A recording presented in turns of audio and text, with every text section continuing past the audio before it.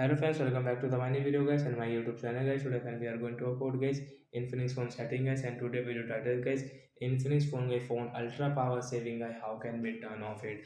Friends, you don't know guys how to off, and guys by mistake guys you have on guys your phone ultra power saving, and friends you want to off it. So how can you off?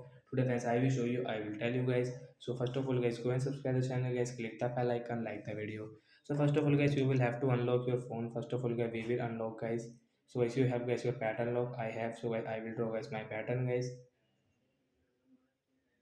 And once you can see the settings, so as you can see this quiet option guys, tap here. Are you sure to quiet ultra power saving? Yes guys, tap here to off it. So friends, you can see skin color will on, and friends we can use this setting here without any problem. And guys you can check guys ultra power saving is off. So guys you can check here guys, tap here. Friends, you can see ultra power saving is off. If you want to use, so again guys you will have to give permission here, and guys you can use it.